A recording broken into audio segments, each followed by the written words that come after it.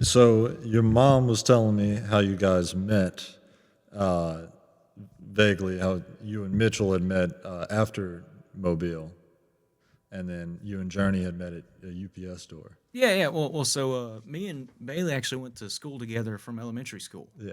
And we went to Sorry. Spanish Fort together. And so and then I, of course, we graduated, went to our own colleges. Then I met Journey working at the UPS store, and Mitchell was actually Bailey's friend. So we Bailey saw me playing in a gig. He said, "Man, if you ever start a band, I'll be your drummer, man." And so of course I texted him and said, "Man, we need to get together and try and get something going." What do you think made you want to start a band? I've been playing solo for about 3 years now. Yeah. And I've been playing solo for about 3 years now, and you can get into a lot of places solo, but you get a lot More more than 3 energy. years, right? Yeah, yeah. Well, no. Professionally for 3 years. Okay, gotcha. You know, What I've would you been not call dropping music on all platforms professional? well, and not getting paid for it. Got it. So Got it. so there's a fine line. Yeah, but mainly I wanted to get the energy up. I wanted to get more theatrics and get a show. When you're just playing for 3 hours solo, Right. you're mainly just background noise. And it's hard to get a lot of interest. For sure. What goes into setting up good theatrics at a show? Well, you have to have a set list. You have to look at it and prepare it before you go. Yeah. In my case, I like to make medleys, which is like combine songs into long, Right. maybe 30 minutes of straight music before anybody says anything, and it's songs from all different bands sometimes. So it adds to the theatrics. Where it just of course. flows, is what Yeah, you're yeah, saying. and then of course I like to have everybody have high energy and like to jump around a little bit and stomp and that kind of stuff. And you heard me. I like to woo. Yeah. Jesus talks to me in rock and roll. Yeah, man. Well, what are the plans with rolling out that song? Well, I actually got a grant from I can't remember if it's the Live at Five grant or something like that, but it's the story behind it is there was a guy named Jacob Hall. He played music around here, and I've been hearing about him ever since I picked up a guitar. Damn. And he was incredible. He was what they call a prodigy around here, basically. Gotcha. And he actually passed away in some kind of incident. I can't remember what it is, so I don't want to say what it was. Wow. But I got a scholarship to record an album from him. It was a grant, basically, to record an album of 10 songs. What was it, a posthumous scholarship? Or was it Yeah, still yeah. Okay, Yeah, gotcha. they do it yearly for people in Fairhope, pretty much. Gotcha. And so I got a grant for them Damn. to record 10 songs, and that's going to be the first one on that album. And it's through the University of Mobile? This is actually through Coastal Alabama. Okay, got it. Yeah. Actually, for the most part, most of what I've done musically has come from Coastal Alabama. Did he go there? Yeah. I went to, I graduated high school, and I got a scholarship with full ride for music at Coastal Alabama with the Sun Chief Sound, show choir, and chamber singers. Yeah. So I did that and lived in the dorms over there for 2 years, and it was fantastic. Coastal has given me more than I'll ever be able to give back. Wow. Seriously. But yeah, man, that's pretty much how I got here. Fire, man, fire. So after having graduated from Coastal then, you got a scholarship to go back and record music. No. So I graduated Coastal, and then I transferred to University of Mobile. Right. And then I went to University of Mobile for about 3 semesters from about 2022, maybe, no, 2021, close to somewhere to 2022. And I actually got this grant this year. Got it. So you don't have to be a student to get it. You just have to Okay. be a musician. Okay. Yeah, so it was just from those guys. Gotcha. They're involved with Coastal. And they're just going to let you roll up and knock out an album. Yeah. They gave me an amount of money allotted to record music. Dude, that's terrific. Yeah. I've never heard about that. That's awesome. Yeah, man, it's great. Great for the community. Welcome to the Gulf Coast. Welcome to the Gulf Coast. Welcome to the Gulf Coast. Welcome, guys, to the Gulf Coast Music Podcast. Today's new wave, Jesse Taylor. What's up? And the Jesse Taylor Band, of course. Please introduce yourselves. I'm Jess Taylor Perry. Journey. Bailey Bergdolt. And I'm Mitchell. Let's go. Yeah, it's great to have you guys here. When did you guys decisively formulate the band? Probably the beginning of this year sometime. Right. It was us three at first as a trio. Right. Something was missing, and we added Mitchell. And as soon as we added Mitchell that first practice, I knew we had something Gel. different. Yeah. Yeah. Adding a keyboardist. Mitchell, speak on the importance of a keyboardist in a band. I think that keyboards are severely underutilized in popular music. I kind of only play piano. I grew up playing piano, and I don't know how to use the keyboard. I don't know what all the buttons do. But I do think that piano is super important to rock and roll music. All of the greats from the 60s, 50s, those were like piano bands. Elvis Presley used a piano, Benny King used a piano, Little Richard was a piano player. I mean, all these guys, they have to have piano, and then it's just sort of disappeared from current rock music, and I think that's an incredible shame.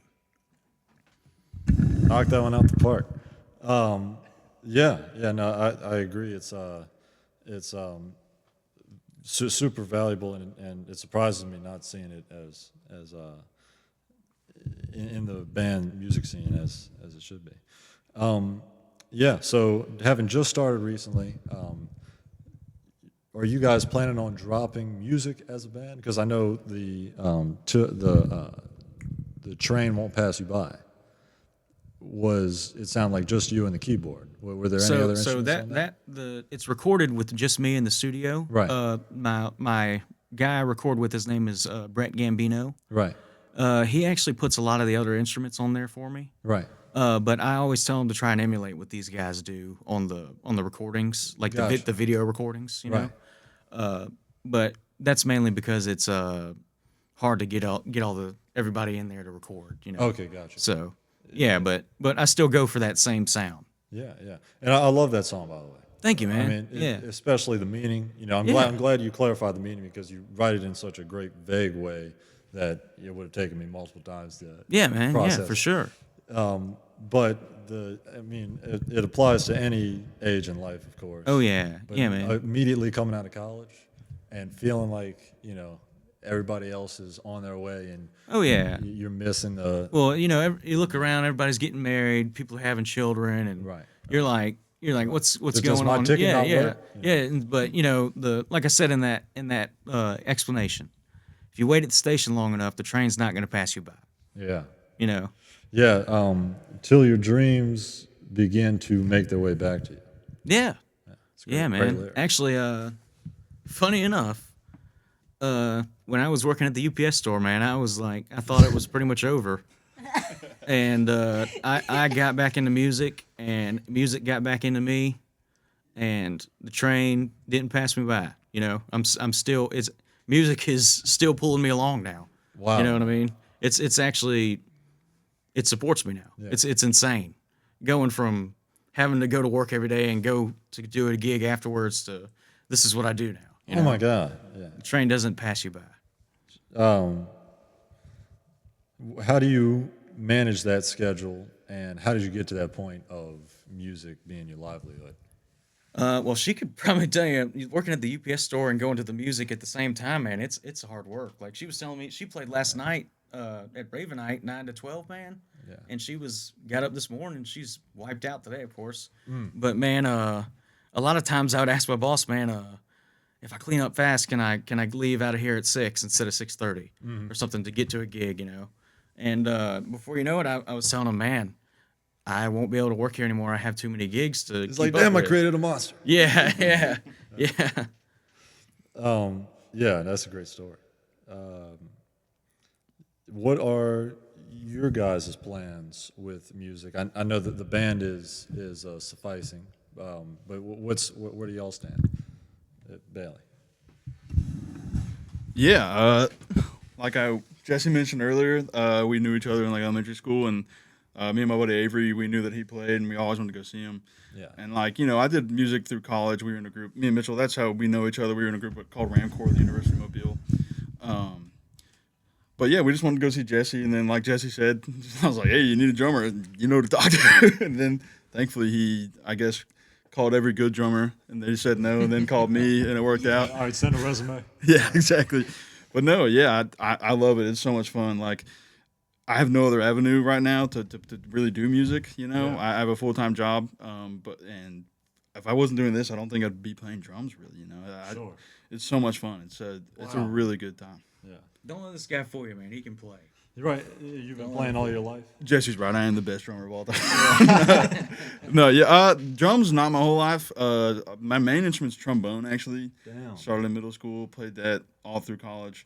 I actually started playing drums because my church drummer left, and then the church was like, "You're a musician. You're a freshman in high school. Drums." So I'm self-taught through YouTube. You don't clap on the 1 and 3. Yeah. No, that's against the law. Right.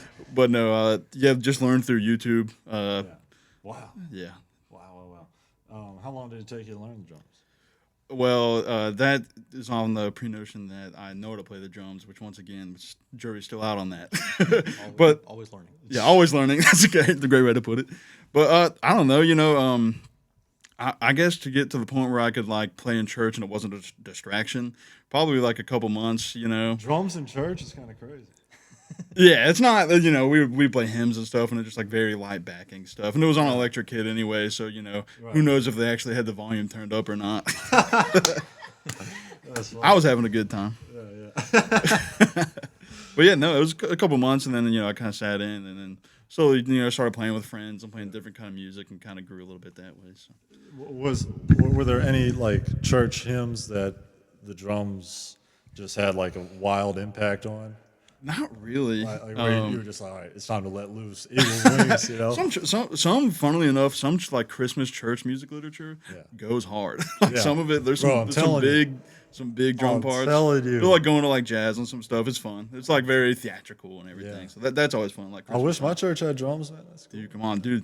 I'll send that resume through. I worked for Jesse. Yeah, I'll send All right, I'll all send- right. Yeah, you ever crack the when the priest makes a joke? Yeah. No, funnily enough, one of my buddies, I was doing a church gig with him down in Loxley, and it was like a church where like that got down, you know, like we would play behind the pastor, and like I never been in that before, that like kind of scenario, and it's our buddy Jay, and funnily enough, like he's really good. They like kind of like leading that, so like I would look it over and like what's going on. He's like build it up, and like he's like really getting into it. Like, Jesus, pretty much. It was like that's really the only time I ever got to do that, but it was a good time. That's cool. It was a good time. That's cool.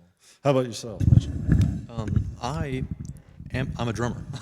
that's my primary instrument. is drum. Mitchell's way better than me, by the way. But that's not true. But out of college, you know, I've got a tiny little apartment. I had to sell my kit, and I thought I was retired, genuinely, which is so goofy to say. So you bought the apartment. And I couldn't move my kit in. Right, I had no place to store my drum kit anymore. Terrible sacrifice. So I had to sell it, and I was like, well, I guess I don't play drums anymore. And I kind of thought that I didn't play music anymore. And then I met that up needs with. to be a cause that people donate to. It should be, yeah, There are Give me college kids in America. give me a studio space, man. The GoFundMe's linked below if you guys.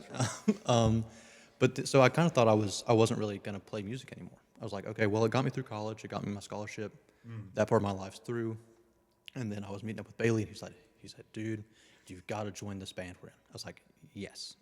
I don't care if they're not any good. I don't care if they're mean. I don't need to meet them first. I've got to play again because it's been a long time since I played, and it has, we're not playing like a ton. It's not paying the bills, but it is doing so much good for me personally. Wow. Just to be able to sit down and play like I did before. You know, it's not drums anymore. It's piano now, which is super fun. So yeah, it's really, really helped me out a lot. Damn, this feels like an AA club. I was off the piano for a long time. Right. Yeah. We're the misfits, man. Right. Back off the wagon. Music feeds the soul, but food feeds the future. Right here on the Gulf Coast, thousands of families don't know where their next meal is coming from. Feeding the Gulf Coast is changing that tune, one meal at a time. Imagine this. For every $1, you can provide up to 5 meals. That's like turning a quiet solo into a full-blown jam session of hope for someone in need. Let's turn the volume up on kindness and down on hunger. Visit feedingthegulfcoast.org to donate today, because together we can make sure no one goes hungry on or off the stage. Feeding the Gulf Coast, because every community deserves an encore. Whoa, whoa, whoa, don't let the dogs out. The City of Mobile Animal Shelter has many loving pets ready for a nice home. Whether you're looking for a dog like Snoop or a cat like Doja, the City of Mobile Animal Shelter is where you can find your next friendly companion. They're located at 855 Owen Street, and you can stop by anytime between 10 a.m. to 4 p.m. We all need a little bow wow in our lives. Call 251-208-2800 because the City of Mobile Animal Shelter has you covered. That's 251-208-2800. Roof. Journey, please. Introduce your journey, and I'm sure that's a joke that you've heard about. My journey with music. Well, I started playing piano when I was like 0. I was like one when my mom sat me on the piano. She said when she like sat me on it, I'd like fall over because I couldn't sit up yet. Right. You weren't kicking in the stomach. You were pressing buttons. Yeah, no.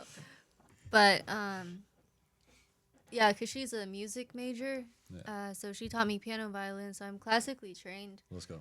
And I started playing guitar when I was like 15. I started learning songs and like singing. And then I got into Buckethead, this like guitar player. And I started learning guitar for a few years. I got really into guitar. And then after a while, I met some friends. We started having jam nights like every Friday. Yeah. We would, which I'm in a band with one of them now. Yeah. And we would just like make bonfires and jam out for like 4 or 5 hours every Friday night, and then like crash. Do it every Friday. Yeah. And that's when I got into bass guitar because Damn, that's cool. That sounds like a movie, man. yeah, my ex always wanted to play the guitar, which that was my instrument. Yeah. And he pushed me on the bass, and then I started to like it better. And I was like, well, I'm glad this happened. I got really annoyed at first, but now I'm glad it happened because I feel so powerful on the bass. I love it. Why is that? I feel like I can control a song with like Thunderous. yeah. Well, it's like- what is, if instruments were organs, what is the bass in a body? The bass would be like the. You know what? I would think Bailey's the heartbeat and she's the veins. Got it. Yeah, what I it would kind of say. pulls together the drum and the melody, the rhythm and the melody. Got it. Because Got it. bass is rhythm too, but it's also melody. Gotcha. Cool. Yeah. What type of impact has the band had on you? Like working at UPS and then playing with the band on occasion. Or? Yeah, Jesse gives me hope because I was where he was trying to leave. Gotcha. I am there right now. Yeah.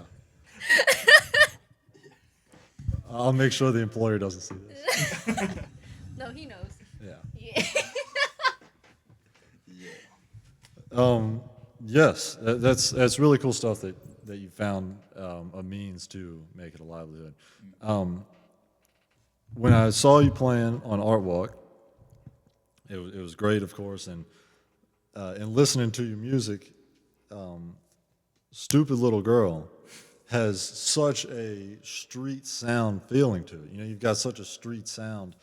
And then listening to your music in 2020, it's got this like worship, religious sound to it. Yeah. How would you explain that transition, balance, etc.? Well, for one thing, I was a lot more optimistic Okay. coming out of high school. Yeah. That was about 2018, 19 is probably when I recorded Perfume. Right. That was about a girl I was dating at the time. And a lot of it probably has to do with my influences too. Yeah. I was listening to a lot of Ed Sheeran and One Direction at that time, and really mellow acoustic kind of stuff. Got it. And so that was the kind of stuff I was really trying to write, was mellow acoustic stuff. And I still like writing that kind of stuff, but now I take more of a Bob Dylan flair to it. Oh, yeah. Rather than those kind of guys. You know, I've Right. dug deeper into the history. And then of course, Stupid Little Girl, man. Really that one. I was at this bar playing, and this girl that I went to high school with comes out, and she goes, "That's that weird guy from high school." And so I stewed over that for months, man. And then No way. one day I was in my shed playing. I have a cool little, kind of like this, little cool shed studio kind of thing. And I started doing that little dun dun dun dun dun dun dun dun. Yeah. And before I knew it, the words were just coming out, man. Like because it really felt like she spit in my guitar case, you know, like that kind of thing. But and then also I got a record player for Christmas, probably 2023, 2024, and I got into the Beatles, the Rolling Stones, man, Clapton, Cream, and it really took a change on what I wanted to do with my music. You know, I went from being kind of one-dimensional, just the acoustic guitar, just the mic, to going, I want to get a bigger sound. I want to get more energy behind this. Sure. You know, Sure. that kind of thing. Sure.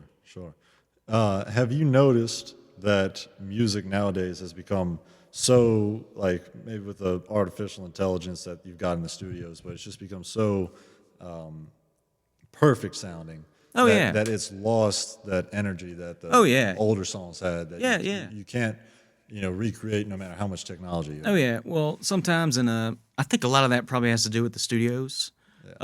Here's what I will say. The guy from the Eagles, can't remember his name, but he has a quote. He says that back in the day, before American Idol and America's Got Talent, people used to have to go cut their teeth in the bar and get to the level where they could perform and draw a crowd. Now you get to go straight into American Idol, go straight into this, and you Right. never really have to cut your teeth. You don't have to have So substance. yeah, so then maybe you get people writing your music for you, and Right. people telling you this and telling you that, and it's before you know it, it's more about what they're telling you than what you actually know, Yeah. or what you're feeling. Yeah. You know what I mean? And so the advantage we get is that I write a song, I go play it on a Thursday night in Gambino's, and if it flops, that wasn't a good song. You know Yeah. what I mean? And How do you know if it flops? Like the audience just isn't engaged? well, that depends. Sometimes they won't be engaged, or like here's how you can really tell. If you just played a song and everybody clapped, and then you play that one and no one claps, Right, and then it the bar is flops. vacant. Yeah, Yeah. yeah. But on the other hand, you have to give it a good shot. If I'm gonna play Perfume, which you heard, it's a pretty. It's not a bar song. Yeah. If I'm gonna play Perfume at Brickyard, Right. they're not. They're probably gonna start throwing stuff. Yeah, they might spray Perfume. Yeah, exactly. So you want to match where you're at. You can't shove something on them that I call it kind of committing suicide for the song. You don't want to kill it before it gets a chance. Right. Because that's funny. That's a good point. It's music. Any song that you play, It's subjective, way subjective. right, and it has its, like, every song has its own energy behind it. Oh, and, yeah. And so if you put it in front of the wrong people, you might not be able to play it again the same. Oh yeah, well, like if I play something at Brickyard and it dies, it might have killed at Southern Grove over in Fairhope, which is like a wine bar kind of Yeah. thing where it's more relaxed. Yeah. And you can get away with playing a lot more background music there. Relaxed Ed Sheeran, Bob Dylan. Yeah. Yeah. Come on. And I think part of it, picking the right song, and is like we got, and Jesse by himself has gotten some sort of negative reception from Jesus Only Talks to Me through rock and roll, but we just love that song. Yes. I mean, I'm can't like get any other question. I'm like obsessed with that song. So part of it is, there's going to be some people who aren't totally into that. It sort of rubs them the wrong way, but we believe in it, so we're would willing you- to push it a little. Sorry. Yeah, go Would you mind if I kind of explain that song just to give it a Fuck yeah. people hear that song and they assume I'm saying there's no Jesus or something like that. But what I'm really trying to say is that the times I feel most inspired or most like there's a Jesus is when I see Stevie Ray Vaughan put his guitar behind his back and start playing, and I go, "How did you think of that? Yeah. Where did that come from?" Or when I see Jeff Beck up there and he's really working that tremolo bar, coming up with insane sounds you would never think of. You're going, where did that come from? It didn't just come from nowhere. That's that almighty C major. Yeah, to me, I think that gets put in your head from somewhere. Yeah. to me, this is everybody's own opinion, but to me, that's Jesus. He gives you the song, and you take it. Yeah, yeah, yeah. You know, or he gives you an idea and you run with it. That's what it is. I was thinking about that earlier. How religion, it's funny after college. You see people venturing their own ways with religion. Yeah. You kind of mature through it, and I'm glad that you're able to talk on this. Where do you what's your perspective on how people are taught to be so steadfast as they grow up, and then if religion had such an impact, why are so few adults compared to children religious? Here is I might get some flack for this. Let's get some Bob Dylan has a line. He says, "Her profession, her religion, her sin, her lifelessness." What that means is she's dedicated her whole life to living by this book that she's forgot to live like Jesus told her to do. She forgot to experience life. You know what I'm saying? And so a lot of times I think that maybe not the churches, but some people get so caught up in the rules and that you're not following the rules that they forget that you're not supposed to judge anyone. You know what I mean? Right. Judgment is the number one thing that turns people away. Casting stones. Yeah, exactly. You say, roll stones. Yeah, you invite the guy who just get pickpocketed and you take that guy to dinner. Right. You know what I mean? That's how you do it. Yeah. With the no money that you have. Yeah.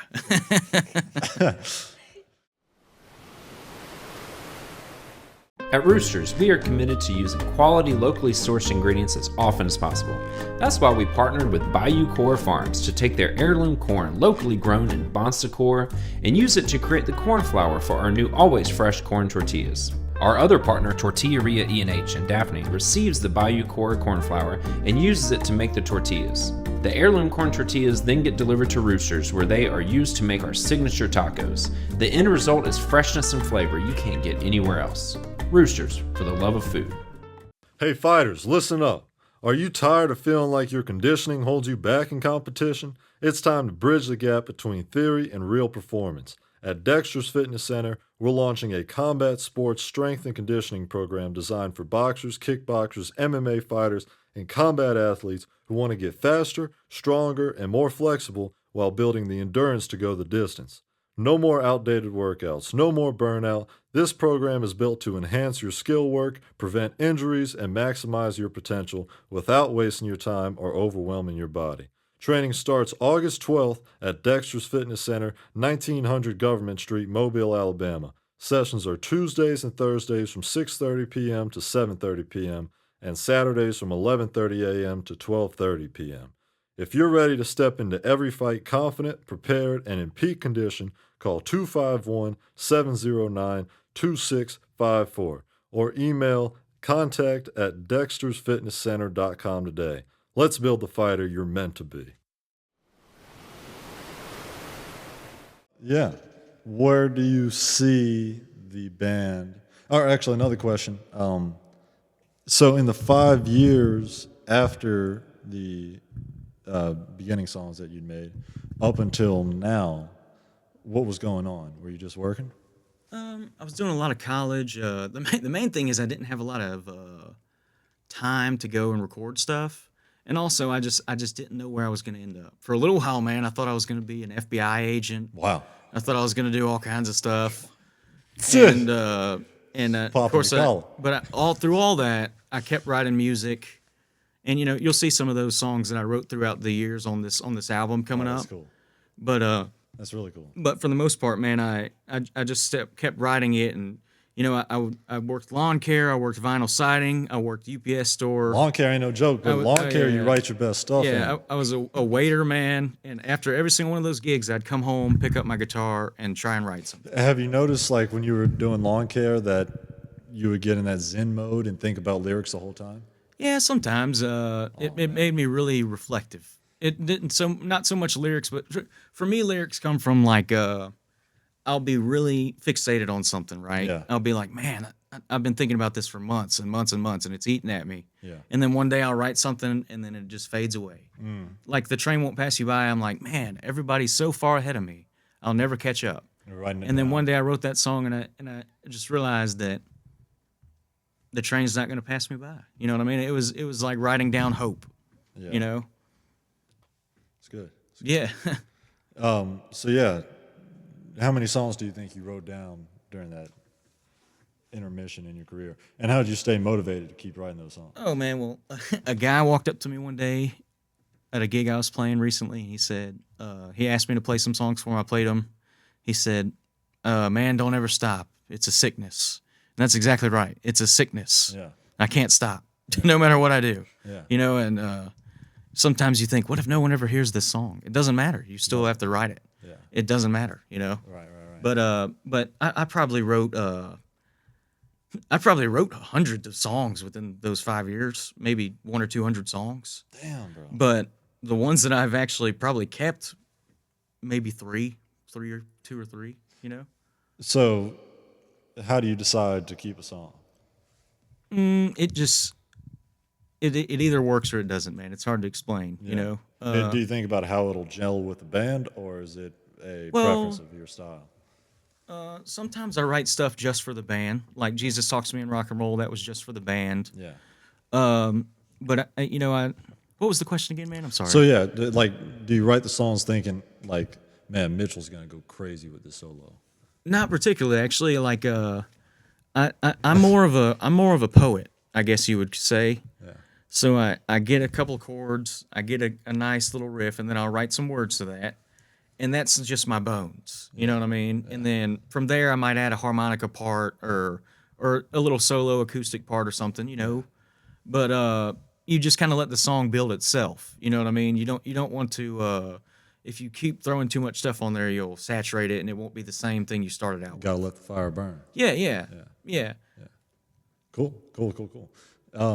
Where do you guys see the band in the near future? Before I ask Jesse.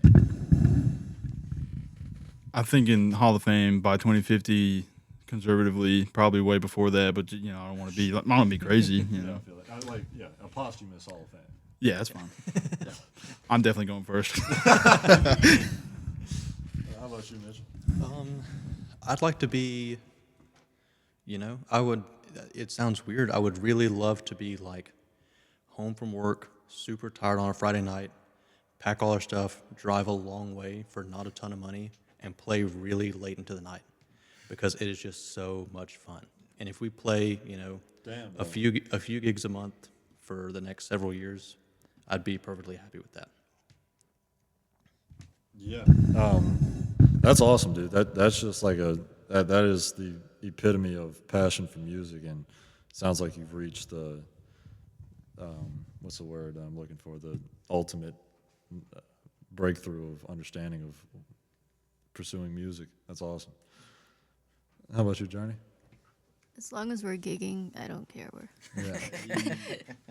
Journey likes to play. Yeah.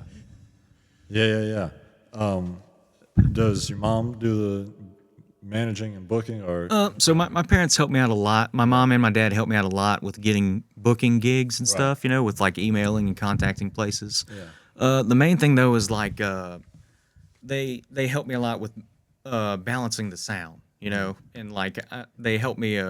It's hard to be playing and out in the audience at the same time. They'll tell me you need to turn this up, turn this down, and they've gotten a decent ear for it over the years. Yeah. It sounded like it. Yeah. Yeah, thank you. So yeah, when y'all were setting up the live mic, I mean, I didn't expect her to come in here and tell her to lower the electric guitar, Yeah, man. So yeah, what are the future plans with the band? Well, for me specifically, for my solo career, I don't care. Like Mitchell said, I don't care. I would like to be playing well until I'm 80. I want to play. I want to drop dead in a bar with my guitar in my hands, and I don't care if there's 2 people listening. I don't care if I'm just playing for the bartender. But I put this band together specifically to, like I said, be a theatrical experience. I would really like to try and start opening up for some big bands, maybe Red Clay Strays or some people like that. The Stones. No, but that would be cool. But mainly just mainly just to be able to get on some more platforms like this, man. Like what you're doing here is great, man, and and to be able to go and play some original music, man. That's what we really want to do. Absolutely. You know, just get that out there, and I really want to play more rock and roll music than is being played right now. Yeah. How do you go about mixing in your original songs with? When I'm playing, I probably play maybe 2 originals an hour. Got it. So and I'll play. And just to test them.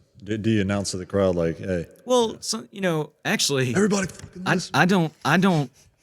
People think this is weird, but I don't announce songs before I play them. I just play. Yeah. And then after I'm done, I go, that was a Bob Dylan song. Yeah. And I don't like to say the name of the song either because I like the people who really like music. I want them to be listening. And to it puts pressure on the song too. Before. Yeah, well, kind of, but I once was like, the song's dedicated to my mom, and I Yeah. messed up like 10 seconds. Scarred for life. yeah, man. Yeah, it was tough. If they boo, we don't tell them that it's an original. Yeah. Oh yeah, It's a Bob Dylan song. Yeah. yeah, Yeah. yeah. My Shame. my originals though, like a lot of times, sometimes if it doesn't get a response, I won't say it was an original. You know, it sounds funny, but and then sometimes if it does, I'll say that was an original, and people will go, "Oh, that was an original," you know, and that always makes you feel good. Yes. So, I kind of do it on purpose.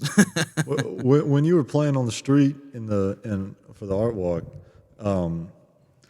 what is the feeling like when you've got like a Cash App or Venmo sign in front and maybe a bucket for people to donate? Is there any feeling like, oh, that guy's an asshole, he didn't donate? You know, like No, actually, it's a weird psychology thing, right? I don't. I'm not putting down a musician who does this. Some musicians will go in there and say, "Hey, don't forget the tip bucket." I never do that. Yeah. I think I'm getting paid $150 to sit there and play guitar for 3 or 4 hours. That's pretty good. You know what I mean? Yeah. But people do. The reason I didn't want to get a Venmo thing at first, but people will actually almost scold you. They'll say, "I would tip you, but you don't have a Venmo thing."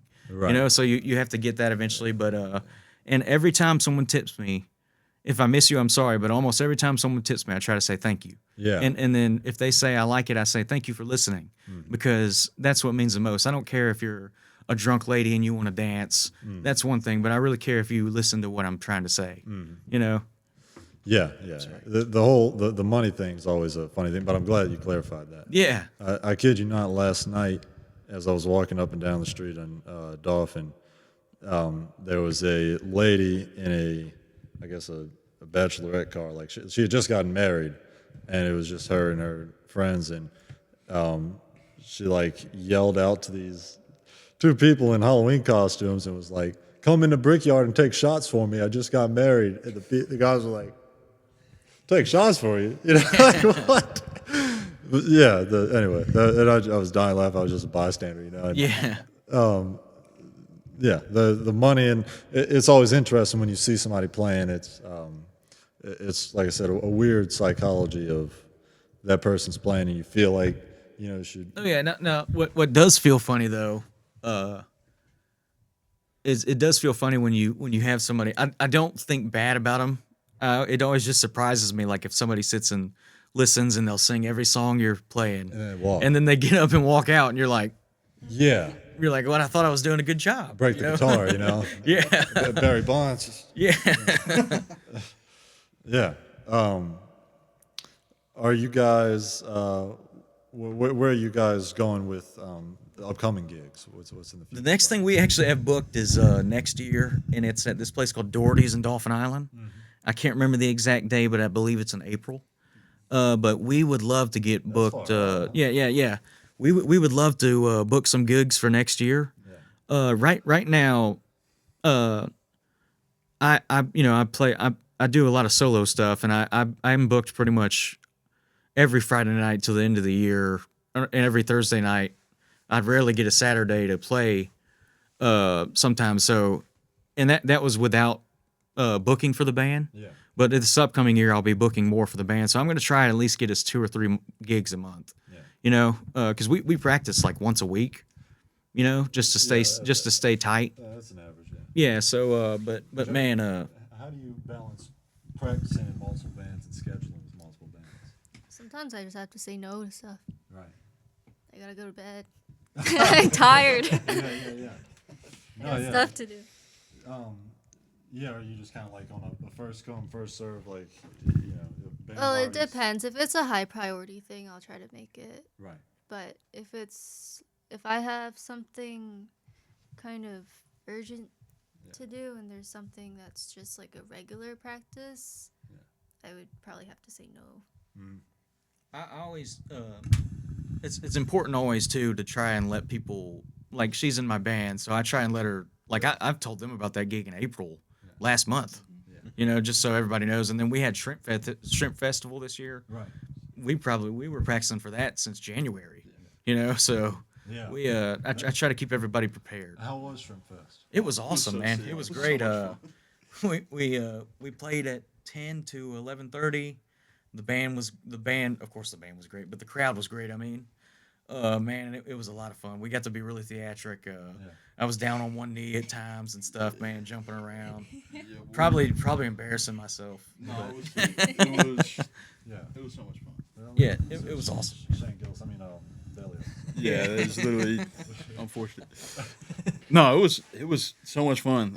That group we were in college, Ramcorp, we got to do like a lot of big shows. So like playing on bigger stages for a lot of people was like always really fun, and we hadn't got to do that in a long time. So it was so much fun. Got some family out there. It was sick. It was a good time. Man, yeah. I missed it, but it looked like a big event. We're gonna have to reprimand you for that, but other than that, Yeah. we will let it go after that. We'll let that one slide. We've got the shrimp police in the. Yeah. Yeah. That was a good one, but we actually played at Mancy's before that for 3 hours. To be honest with you, that was probably the most fun. Same day? No. We played probably about a month earlier or so. That was the most fun we had. Man, that place was packed to the gills, man. I play there solo probably once a month before then, and I've never seen it that packed. There was people standing up in there. It was just happened like that, you think? Yeah, I don't know. You know, we were doing a good job, but I think it was a Friday night too, Friday or Saturday night. So it was a good crowd, man. Are there any, when you say theatrics, are there any plays that you like to make as you're performing? Like you try to engage with the bar some kind of way? Or, No, I'm not much of a talker. Talker, I like to say, you know, I might dedicate something to somebody, yeah. or maybe explain something real fast, you know, just to give the lyrics some clarification. But I'm talking more, the music has a lot of energy behind it, and we're just jamming with each other, you know, really trying to interact with each other on stage, jumping around, doing a lot of solos, you know, like old school rock. You know, it's not about what we have to say or that kind of stuff. It's about the music, you know. Yeah. So that's what I mean about theatrics. And when I play solo, I'm pretty much just sitting there in the chair. You know, you saw me. I do jam a little bit, but I don't get up and jump around. You know, so You get more excited for the band performance? oh yeah, way more excited, man. And I get to, you know, when I play by myself, I have a loop pedal and the acoustic, and so I'm kind of a one man band, but you're carrying everything. With these guys, I get to just strum here and there and jump around, man. That's it. Do you feel any pressure anymore as a performer? Well, I get nervous before every gig, if that's what you mean. Yeah. And a lady told me one time that if you don't get nervous before a gig, you need to give up. Yeah. So that made me feel good. But I get that a lot. But as for I used to go into bars. I play a lot of restaurants now, or not restaurants, but like higher class places. Yeah. And I used to play a lot of bars, and I had a hard time keeping the energy up in there. I don't have that problem so much anymore. It's easier to keep the energy going and keep everybody engaged. You know, I used to have a really hard time doing that.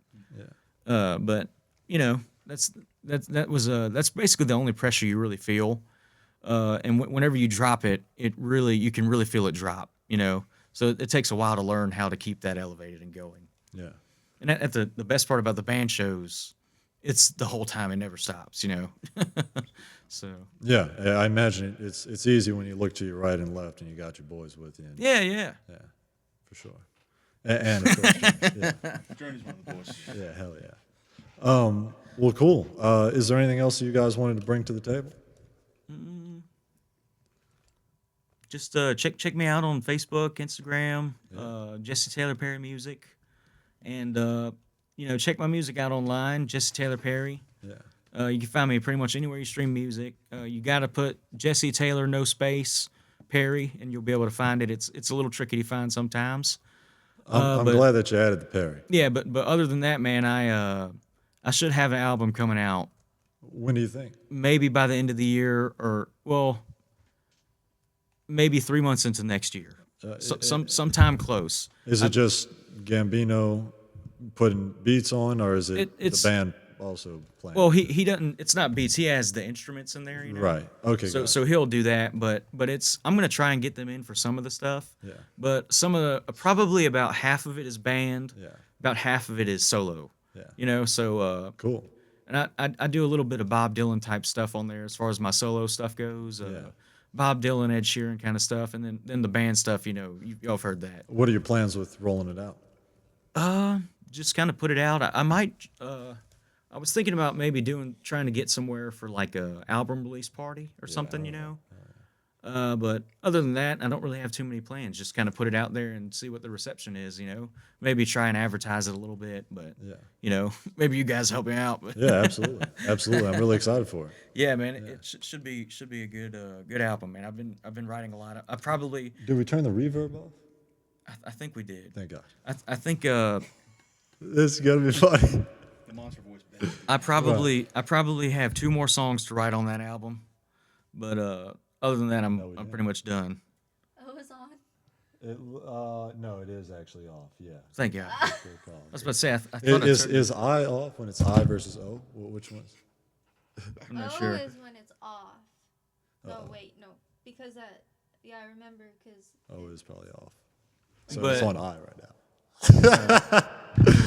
So it'll only be my mic, so I'll sound super cool. But what I will say though is that if it's just a reverb, it shouldn't mess with you too much. Okay. You know what I mean? It would Sounds just serious. make you a little echoey. Yeah. Yeah. Well, cool. Yeah, sorry to interrupt you on that. No, man, yeah, it's all right. Yeah, I'm really excited for it. Yeah, like I said, I got to write probably 2 more songs. What are you gonna call it? I haven't decided yet. It's definitely going to be in memorial of Jacob Hall. Okay, gotcha. Good stuff. Good stuff. But it's going to be a decent album, I think. It's going to have a little bit of medley, Yeah. a little bit of solo songs, and I don't want to call it a concept album, but it's going to be a bit of a concept album. I want to make people think more of themselves as a soul than as of themselves as a body. You know what I mean? That's good stuff, Because man. you don't have anything to do with this. Right. That was given to you. Right.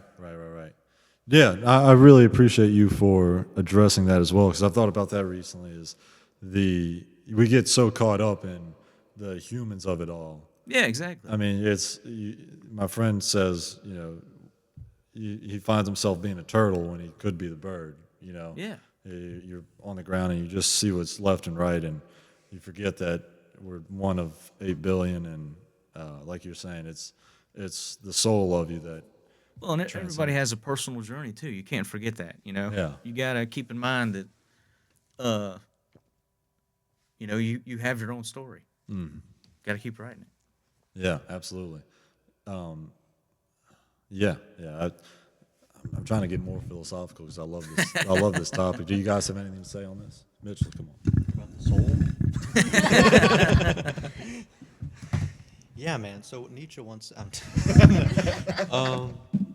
Yeah, no, that's. I think Jesse's onto something there. You get to dictate your personality. You get to choose how you act. You get to choose how you treat other people, how you spend your time. There's a lot of stuff in life that you don't get to choose. A lot of stuff is chosen for you. You're born into a lot of it. It's circumstance. And But there are a few things that you have control over. So that's what you should be focusing on. And you shouldn't take pride in the things you didn't choose. Yeah. That's my main thing. You don't, you didn't get your face, you didn't get none of that. I only take even- selfies with my grandma. Yeah. And a lot of people don't like to admit it. A lot of how people live their lives and how well they do is just luck. You can try. A lot of people try really hard and just don't do as well in certain areas, or a lot of bad things can happen to them. So if you are lucky, and things are going really well for you, I think you should really be grateful and really give grace to people who aren't doing as well as you. Thank you, Mitchell. That was awesome.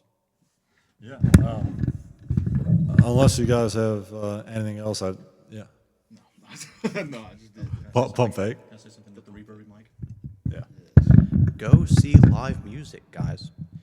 It's so easy to turn on your phone and listen to recordings. That's good. That's cool. I love music. I love doing that. It's a pain in the ass to go see bands live, but it's more rewarding that way. If you put more into it, into listening to cool live music, you get a lot more out of that experience than you do listening to music on your damn phone. And you know what? When you watch that guy on your phone play the music on your phone, go see him live and see if he sounds the same. Yes. That's a big thing for me right If now. you're walking downtown at night and you hear a band playing at a bar or at a restaurant, stop in and listen to it for a little bit. You know, this stuff can be life-changing if you're just willing to be inconvenienced a little bit to do something outside. And like I said, we don't care if you tip. Nope. Just tip your ear holes, man. That's what I care about. Have a good time. We're having a good time. Yeah, Those bands exactly. are having a good time. Where do you guys stand on charging covers? Because that'll block the general public oftentimes. It depends if the band is getting paid what you make at the door. Right. I think that's okay, but there still needs to be like if we charge $500 or $600 to play that night, that's the cap. Yeah. And so everything over that, maybe do something else with it. I don't know. I don't have a good answer to that. But Okay, gotcha. I was wondering if you guys had found a better system than charging cover at the door, where the band and the bar make substantial money. Not particularly, but I am a big fan of just playing, I guess busking, what you call it. Busking. Just us pull up somewhere and start playing, Yeah. and the crowd that comes, we got them. We caught them like fish. Yeah. Busking is the fishing. Of the Yeah, week. exactly. You get what you earn. You don't get just people who came. Yes. Yes. Casting on the sidewalk. Yeah. Well, yeah, I really appreciate you guys for coming by, and I'm really excited for the album. Yeah, man. Like I said, I really appreciate you doing this whole thing here. Actually, man. Thank you, This gives us a platform. Thank you, Say brother. something to Jesse. This is sick. Thank you for letting us be part of this band. It's a good time. Let's It's go. crazy. From elementary school, now we here. We out here. We This dude we on used, the radio. This dude used to just drink Diet Coke, man. No water. No water. I had a friend that gave up. He gave up Coca-Cola for Lent, and I just saw him in the caf with a Sprite, and he was like, "Yeah, I gave up Coke." Yeah, man. Hey. Shout out Diet Coke, obviously. Yeah. Love Diet Coke. Thank you guys for tuning in to another episode on the Gulf Coast Music Podcast. Make sure you stream Jesse Taylor, Perry, and the band pretty soon, and stay away from stupid little girls. We'll see you guys in the next wave. Welcome to the Gulf Coast. Welcome to the Gulf Coast. Welcome to the Gulf Coast. Mitchell is releasing a movie. Okay, yes. Thank you for letting me plug this. I wrote a movie that my girlfriend directed. It is called Somnia. It'll be releasing locally in April, and then on streaming services later. Stars Mary Estelle Steinball, Roy Miller, Daphne Ostaz.